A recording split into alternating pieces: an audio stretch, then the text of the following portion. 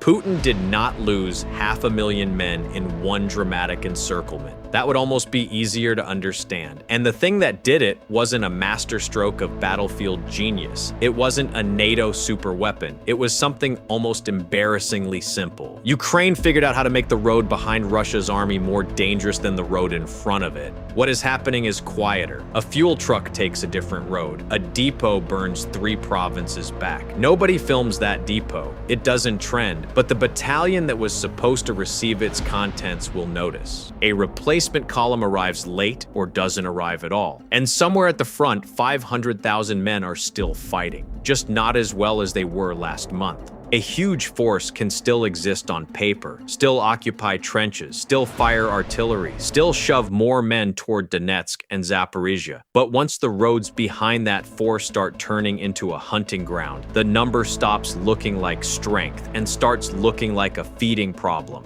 That is the real story now. Russia's army is not frozen in one place like a map-room fantasy gone wrong. It is being forced to operate inside a rear area kill zone that keeps getting deeper, smarter, and more expensive to survive. And that changes the whole mood of the war, because a front line can survive a bad day. Armies do that all the time. What breaks them is when the fuel point burns, the convoy never arrives, the radar goes blind, the replacement troops do not show up, and the men at the front start realizing the people behind them are just as vulnerable as they are. That is not a battlefield setback. That is a machine beginning to cough from 5 different places at once. For most of this war, Russia could still comfort itself with a very Russian kind of logic. Ugly, wasteful, deeply grim, but logical. Keep grinding, keep feeding the line, keep throwing steel, men, and money into the furnace and assume the other side runs out first. It is the military equivalent of fixing your car by driving it harder and insisting the smoke means the engine is working. The problem is that this approach depends on movement behind the front. It depends on trucks moving, rail moving, fuel moving, orders moving, new bodies moving. Once Ukraine starts reaching deeper into all of that, the war becomes less about one breakthrough and more about whether Russia can keep its enormous apparatus functioning without tripping over its own logistics. That is where the frightening part begins. Ukraine is no longer just flying drones like angry little grenades with propellers. It is building an ecosystem.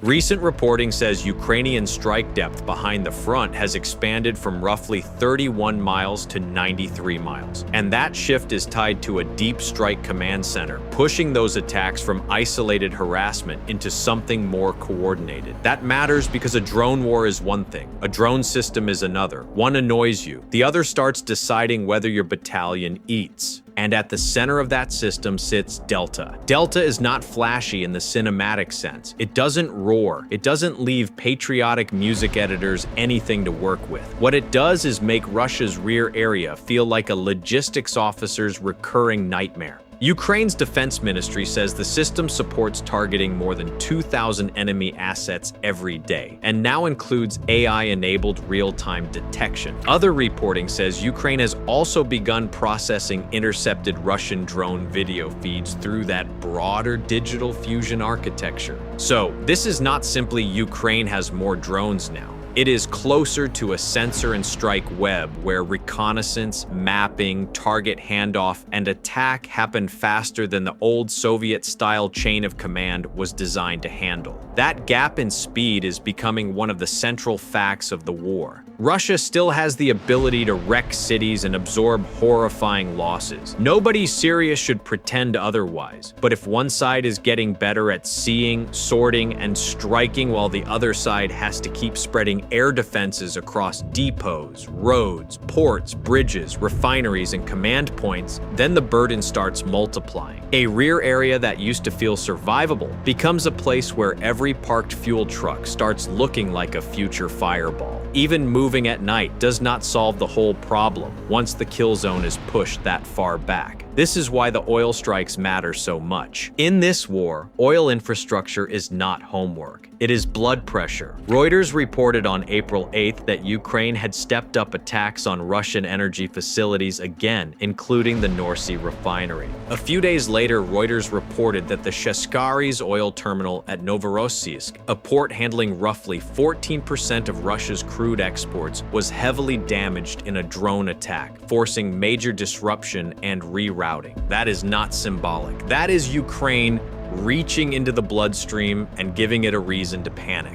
And when Novorossiysk gets hit, you are not just talking about a pretty fire for social media. You are talking about a state that funds war through hydrocarbon revenue suddenly being reminded that the rear is no longer rear enough. Tankers get delayed, flows get rerouted, refineries adjust, export chains wobble. Somewhere far away from the explosion itself, a logistics officer has to explain why the plan for next week is already wrong. That is how strategic pressure works in real wars. Not always with a dramatic arrow on a map, sometimes with a spreadsheet that suddenly starts looking cursed. Then add the front. Reuters reported on April 6th that Syrskyi said Ukraine had regained 480 square kilometers in southeastern and eastern sectors since late January, while Russia's spring offensive was continuing. Whether one prefers Ukrainian, Russian, or third-party battlefield framing, the bigger point is harder to escape. This is not a clean Russian surge. It is a grinding effort being made under constant drone pressure while Ukraine keeps trying to widen the cost of simply existing near the line. Russia keeps attacking while the environment around those attacks gets more punishing every month. That kind of war does something nasty to military psychology.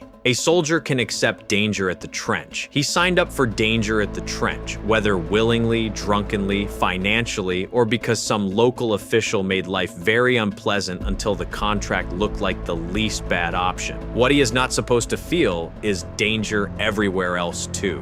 On the road in, at the fuel dump, near the workshop, around the command post, on the rail spur, beside the truck carrying ammunition. Once that spreads, the front line stops feeling like a place you go to fight and starts feeling like a giant conveyor belt that may kill you before you even reach your assigned misery. And the really corrosive part is that he can't complain about it. Complaining about the trench is cowardice. Complaining about the road getting hit is just accurate. And for morale, that is poison. It also helps explain why recruitment is becoming such a problem for Moscow.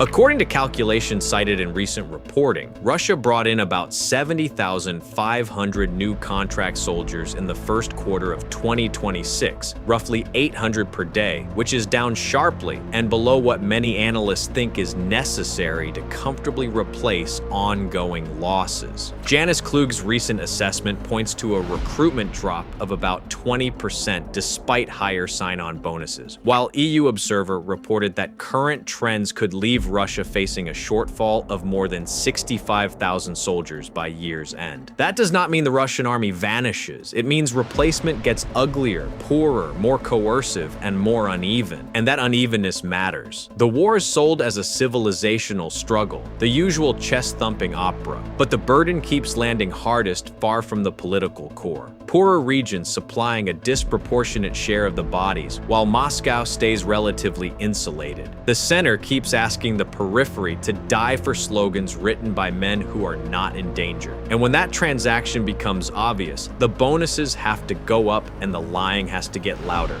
And here is the really ugly part for Moscow. A military that is still large can survive losses. A military that is still funded can survive inefficiency. A military that is still feared can survive embarrassment. But when logistics strain, recruitment slows, oil infrastructure gets hit, and morale starts curdling at the same time, the state loses its cushion. Suddenly, every drone is not just a cheap flying bomb. It is an accountant, a saboteur, and a propagandist all in one, and Russia has to answer all of them at once, which is exactly why the Kremlin should be worried that even parts of its own pro-war information ecosystem are starting to crack. Reuters reported in March that Ilya Remeslo, a longtime pro-Kremlin figure, published a manifesto titled 5 reasons why I stopped supporting Vladimir Putin before being placed in a psychiatric facility. That single case does not prove the whole edifice is collapsing. What it does show is that frustration is no longer confined to anti-war liberals, whom the state can dismiss as traitors. When anger starts leaking out of circles that were built to support the war, the regime has a different kind of headache.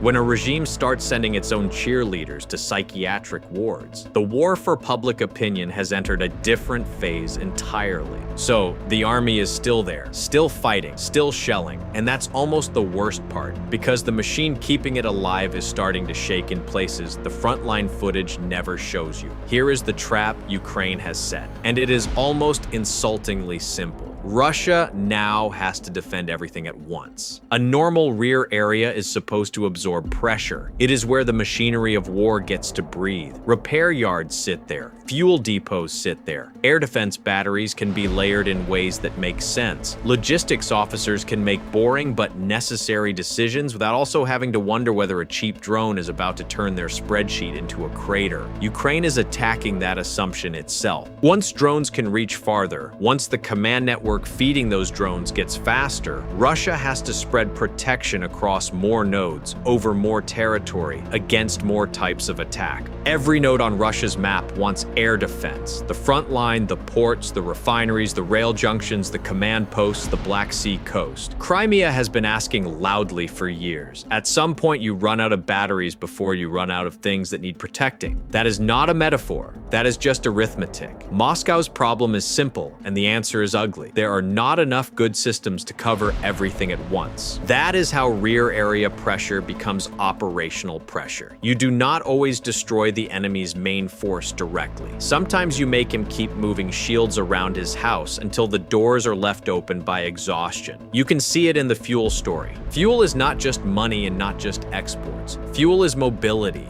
Fuel is distribution. Fuel is how a large force remains a functioning force instead of a collection of armed people waiting for someone else to solve the transport issue. When that chain starts taking hits, Russia has to burn effort defending profit centers and war-sustaining nodes at the same time. Ukraine does not need to choose one pressure point if the same strike can create 3 problems. The other reason this matters is that drones do not play by the old price logic. A country can spend vast sums on armored vehicles, air defense systems, radar networks, and hardened facilities, then watch a comparatively cheap unmanned strike chew through something far more valuable. That mismatch is humiliating in a way conventional losses are not. Losing a tank to another tank is war. Losing a strategic asset to something that sounds like an angry lawn appliance is something else entirely. Russian state television has not yet found a dignified way to cover this. They are working on it. It is why this conflict feels so corrosive. It does not just kill, it mocks. It makes expensive things look clumsy. It makes large systems look strangely fragile. And for Russia, a military power that still leans heavily on scale, prestige, and the psychological effect of heavy metal, that humiliation has strategic consequences. Because humiliation spreads faster than trucks, once soldiers, officers, and civilians begin to absorb the idea that rear areas are no longer reliably rear, behavior changes. Drivers hesitate, commanders reroute, fuel gets dispersed, ammunition moves in smaller loads. Repair work gets interrupted, flights are reconsidered, ports slow down.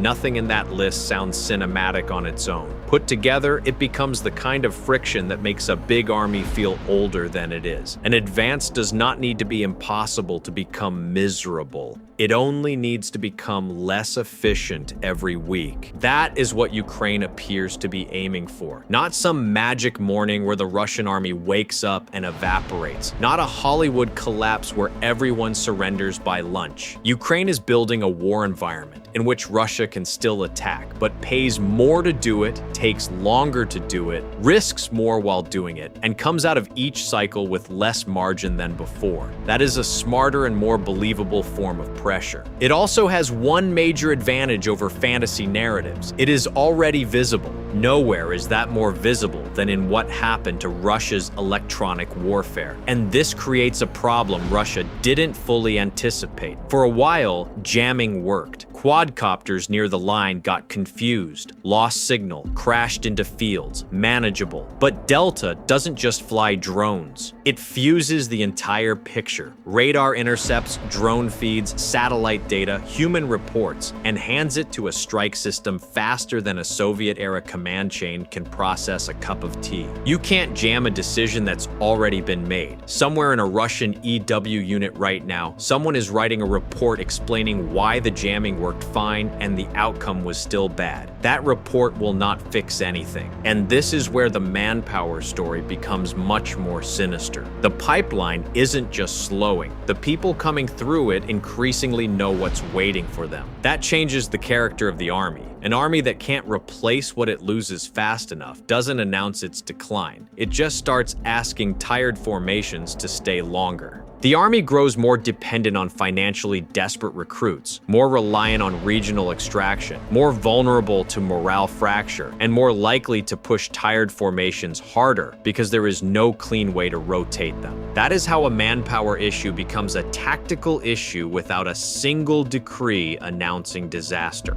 And here's the political poison inside that. The war keeps presenting itself as a sacred national effort, yet the burden still falls unevenly. Poorer regions bleeding while urban centers stay insulated. A man in a provincial town may be told he is saving the motherland while staring at a contract designed to solve his debts. His recruiter drove in from the regional capital. He is already on his way back. The contract, meanwhile, is non-negotiable. Ukraine's deeper strike campaign does not need every drone to hit $1 billion target. It does not even need every raid to succeed. It only needs to force a permanent question into Russian minds. Where is actually safe now? Once that question settles in, it does damage all by itself. Soldiers feel it, rear echelon staff feel it, port workers feel it, families watching Telegram channels feel it, pro-war commentators feel it. That is why even scattered cracks in the pro-Kremlin commentary space matter more than they might seem. They suggest that the war's supporters are no longer simply cheering advances. They are being dragged into explaining why the giant machine they advertised as unstoppable keeps looking so stressed. Russia's army is still there. It will probably still be there next month. The question isn't whether it can survive another offensive. The question is how many fuel trucks, rail lines, and replacement soldiers it needs to burn through before someone in Moscow looks at the spreadsheet and realizes the math stopped working a while ago.